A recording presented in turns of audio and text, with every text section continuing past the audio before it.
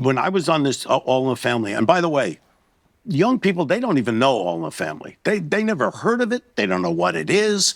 I mean, this is a show that was #1 for 5 years in a row, every single week. Not just #1 at the time, but a culturally groundbreaking show. It was a show, again, I'm saying this for the people who don't know. I'm telling you, young people, they don't know. But let me set it up for them to know what we're talking about. We're not just talking about a show that was a hit show on a grand scale. We're talking about a show that changed the game. Yeah. It wasn't just a difference of form, it was a difference of kind. Right. And that meant a lot. Yeah, but think about this. Here we were, a country of, at that time, 1971, about 200 million people, around that number. Right. Every single week, 40 to 45 million people would watch All in the Family. So a quarter of the country. And, and they had to watch it when it was on. There was no DVR, there was no TiVo, there was none of that. No. You had to watch it when it was on. That meant that you were having a shared experience with 40 to 45 million people. That has an impact. You then talking to people, then that water cooler thing and all that.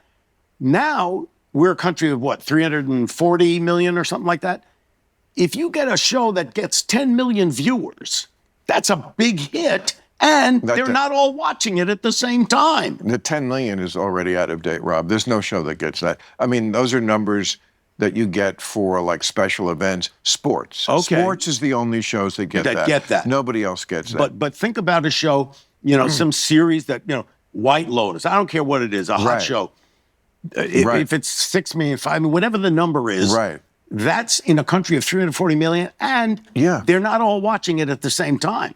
Because you go to a dinner, you can't talk about the show. You go to dinner, you say, "Don't tell me. I only saw the first 2 episodes. I'm only on season 1. You can't. What? I don't talk." So you can't even talk about the show you're on. No, it's just so different. I was having this friendly argument with my friend Harvey Levin recently because they showed a clip on TMZ of a pop star. I can't remember her name, which says a lot because because everybody in her world knows her. She's a big, because she was on the Make Room for Daddy. Not Make Room for Daddy. No. Call Me Daddy podcast. Call Me Daddy. Oh, well, that's a big podcast. Make Room for Daddy, kids. Was Danny Thomas, and we don't want to go there. And if you don't remember All in the Family, you're really not going to remember that show. Not going to remember Make Room for Daddy. Was your father friends with Danny Thomas? Oh, yeah. Danny Thomas was... Danny Thomas and his production company and Sheldon Leonard produced the Dick Van Dyke Show, which was my dad's show. Of course. Did you know Danny Thomas? Oh, yeah. I mean, I was friends with, Marlo. I'm friends with, Tony Thomas, who dated my sister in high school and stuff like that, Was that true, the rumor that always went around about Danny, that he was a plate man? I don't want to go there, Bill, because I don't have hard evidence. Or loose evidence. Or evidence that makes you hard, certainly. Okay. Okay, but that was always the rumor. Yeah, who knows? He had, he was, back then, those Jerry Lewis, I mean, all those guys, it was a different era. People were weirdos. Yeah. Anyway, what I was saying is, she was saying to the, I think Alex Cooper's the host, that she did not know who Joe Rogan was. Joe Rogan. He doesn't even know who Joe Rogan is. Right. Who's a big deal now. Very big deal. I mean, in podcasting, he's number one. By far. He was one of the first to it, and he, I think Joe does great. Don't always agree with him, and that's okay. Yeah. But not to have heard of him. Yeah. And, I said, that says a lot. And Harvey said, oh, no, she knows. I said, then why is she lying? And then he brought in 2 guys from his staff who were young, like 18, 19, but they were male. They weren't quite sure who Joe Rogan was either. Wow. And I thought, if they don't know Joe Rogan, we are all in our own silos. Right. By the way, it's very humbling because it means that when we go, nobody's going to remember any of this stuff. I mean, I was walking out of a Beverly Hills hotel one day and I run into Warren Beatty, Warren Beatty was as big a star in America as there ever was. And my kids, they're young kids, they don't know. They don't know what it is. I said, Bonnie and Clyde, you know. But no, why would they no. have seen, I mean, they may, how old are the kids? Well, now they know who he is. Okay, but they were young. Yeah. Right, but of course, like, there were great movies that when I was 12, I wasn't aware of, and then I got to when I was 19. Yeah, but eventually you would watch them. Well, I also think when we were younger, we looked up to older people, whereas now I think there's a tremendous kind of ageism in the country. Yeah. Well, there's always been ageism. There has always been ageism, but I feel like it's more hostile. Maybe it's just because I am older. You think Are that's people what being hostile to you? Yes. Well, of course. You think it's because of your age? What do you think? Partly, it's yes. Part of it is your opinions or something. Well, that's obviously part of it. Yeah, yeah. But they will attack me not on the merits of the argument.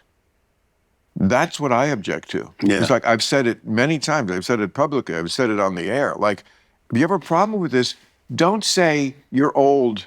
Yeah, what is that? That's not an argument. No. In fact, that's a prejudice. It's an observation. It's a prejudice. It's an observation.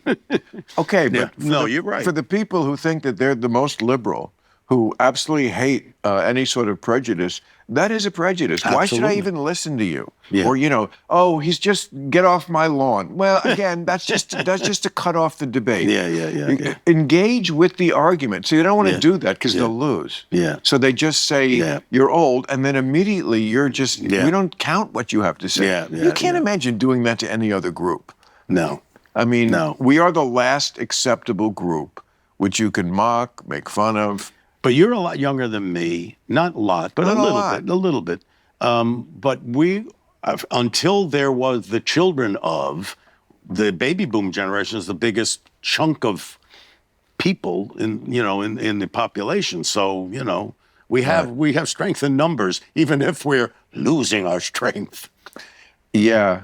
I saw this article when they canceled Stephen Colbert, and it said 10 years ago, the average Colbert viewer was 58 years old. Today, they're 68 years old. I was like, yeah, it's the same guy. Yeah. Let me He's got loyal fans. Take a wild leap that this guy's going to be 78 in 10 years. Yeah. I mean, and, I am always open to everything anybody of any age says.